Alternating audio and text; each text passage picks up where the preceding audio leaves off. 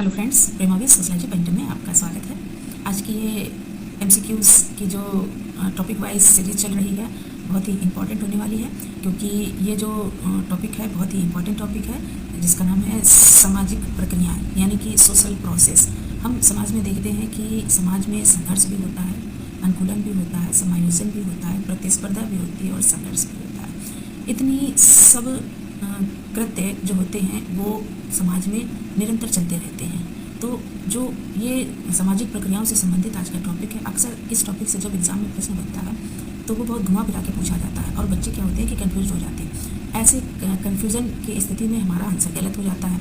तो आज हम अपने इस कन्फ्यूजन को ही दूर करते हैं आज की क्लास में और आगे बढ़ते हैं। आगे बढ़ने से पहले चैनल को लाइक करें, शेयर करें, सब्सक्राइब करें और कमेंट ज़रूर करें, जिससे मुझे पता चले कि जो प्रश्नोत्तरी की सीरीज चल रही है सही चल रही है, अच्छी चल रही है, आप लोगों की समझ में आ रहा है या नहीं आ रहा है।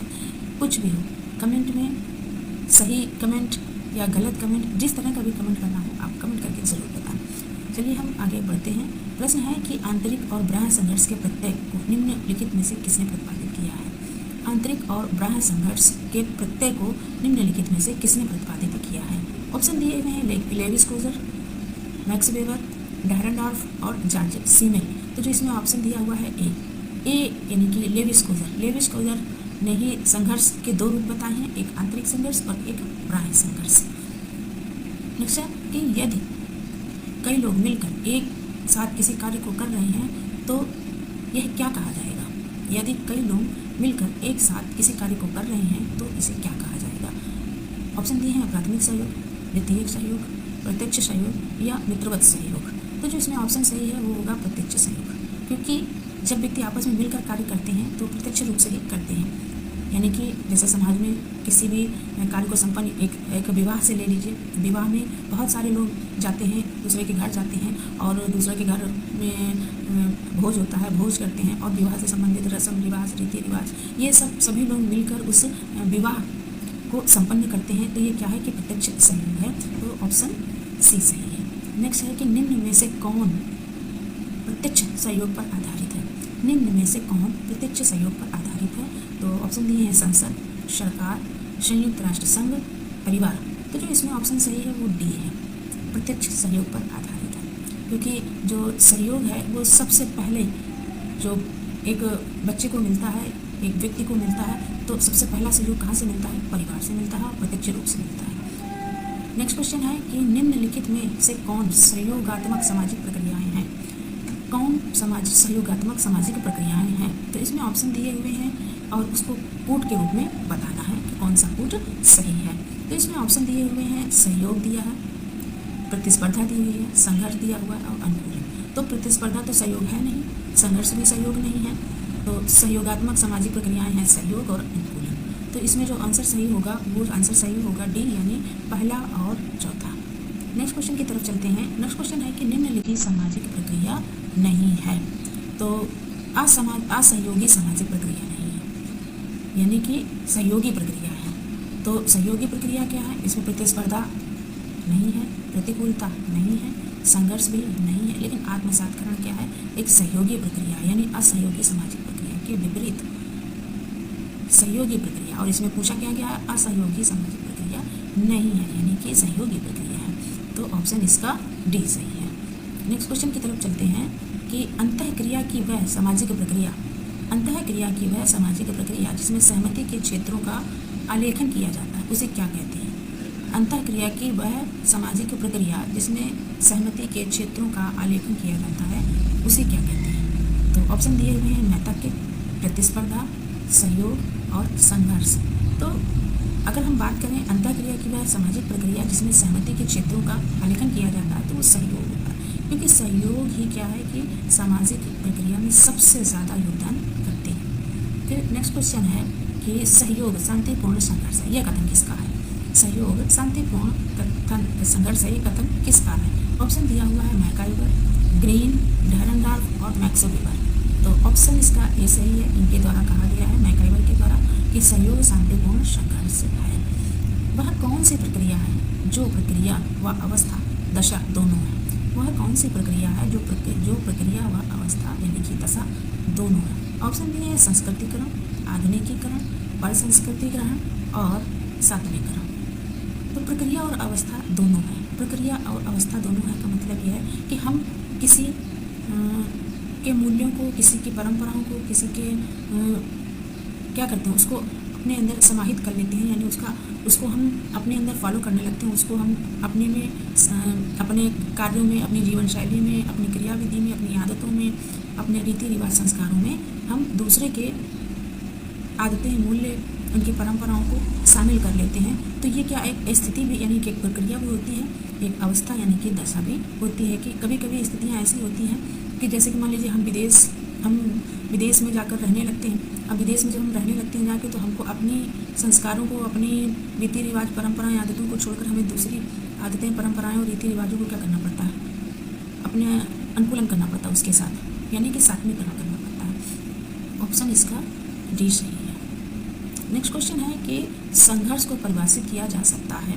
ऑप्शन दिया हुआ अचेतन क्रिया के रूप में, चेतन क्रिया के रूप में, निरंतर प्रक्रिया के रूप में, उपर्युक्त में से कोई नहीं।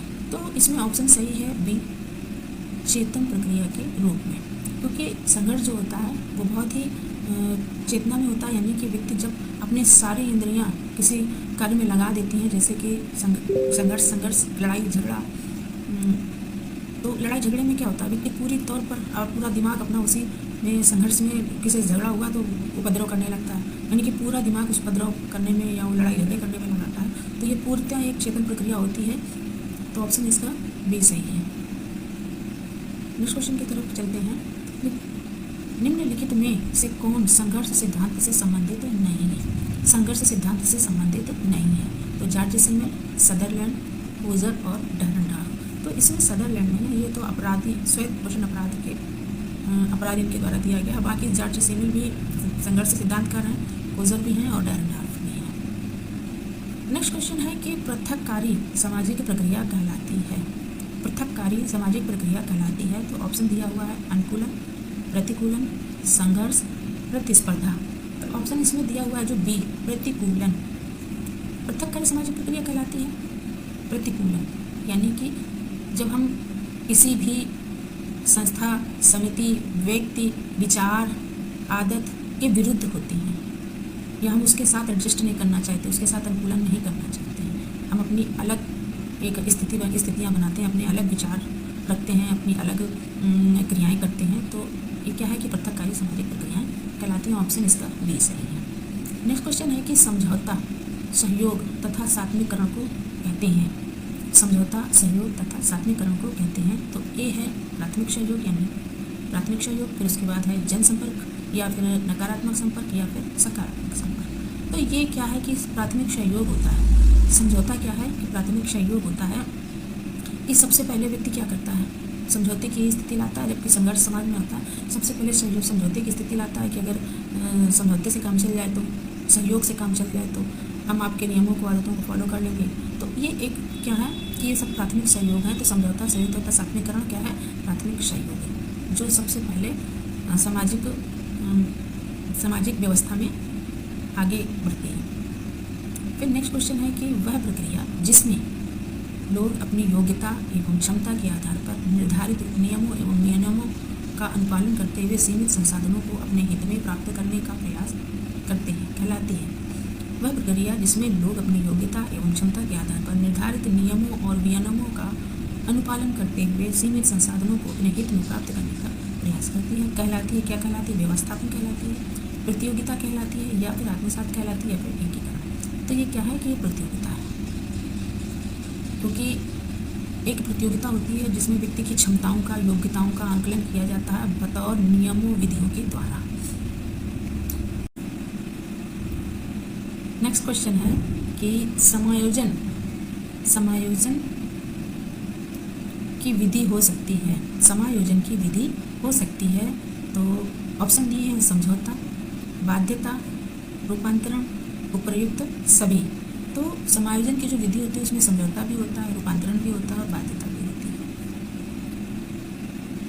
नेक्स्ट क्वेश्चन है कि किस लेखक के द्वारा सहयोग की परिभाषा किसी सामान्य लक्ष्य तक पहुंचने की लालसा रखने वाले दो या दो से अधिक व्यक्तियों के द्वारा सम्मिलित रूप से किया जाने वाला लगातार प्रयास के रूप में की गई है। तो ये परिभाषा किसके द्वारा दी गई है कि किसी सामान्य लक्ष्य तक पहुंचने की लालसा रखने वाले दो या दो से अधिक व्यक्तियों द्वारा सम्मिलित रूप से किया जाने वाला प्रयास सहयोग है। तो इसमें ऑप्शन दिए हैं मेरिल और एल्ड्रिच, पी जिलबर्ट, जोसेफ फिचर और A.W. ग्रीन। तो इसमें जो ऑप्शन सही है वो है A.W. ग्रीन के द्वारा ये परिभाषा दी गई है। नेक्स्ट क्वेश्चन है कि प्रतिस्पर्धा को शांतिपूर्ण द्वंद्व के रूप में वर्णित किया गया है। प्रतिस्पर्धा को शांतिपूर्ण द्वंद्व के रूप में वर्णित किया गया है तो किसके द्वारा किया गया? हर्बर्ट स्पेंसर के द्वारा, कोजल के द्वारा, मैक्स वेबर ने या फिर फ्रेजर ने। तो जो इसमें ऑप्शन सही है वो है मैक्स वेबर। मैक्स वेबर कहते हैं कि प्रतिस्पर्धा को शांतिपूर्ण युद्ध के रूप में वर्णित किया है। फिर आगे है क्वेश्चन कि किसने कहा कि सहयोग संघर्ष के बाद आता है? किसने कहा कि सहयोग संघर्ष के बाद आता है? ऑप्शन है मैकाइवर, कूले, गिलिन एवं गिलिन और R.K. मुखर्जी। तो मैकाइवर के द्वारा कहा गया है कि सहयोग संघर्ष के बाद आता है, यानी संघर्ष करने के उपरांत जब एक स्थिति आती है वो शांतिपूर्ण स्थिति होती है तो दोनों पक्ष क्या करते हैं? आपस में समझौता करते हैं और फिर उसके उपरांत सहयोग की स्थितियाँ बनती हैं। नेक्स्ट क्वेश्चन है कि एकीकरण है एक संगठनात्मक प्रक्रिया है, एक लक्ष्य है, एक दशा है या प्रयुक्त सभी है? तो जो इसमें ऑप्शन सही है वो प्रयुक्त सभी है, क्योंकि एकीकरण क्या है? संगठनात्मक एकीकरण जब होता है तो सब बहुत सारे व्यक्ति एकत्रित संगठित हो जाते हैं, एक लक्ष्य को पाने का प्रयास करते हैं और एक जैसी दशा होती है। ऑप्शन इसका डी सही है। तो आज की क्लास यदि अच्छी लगी हो तो चैनल को सब्सक्राइब कर दें, लाइक कर दें, कमेंट अवश्य करें। Thanks for watching.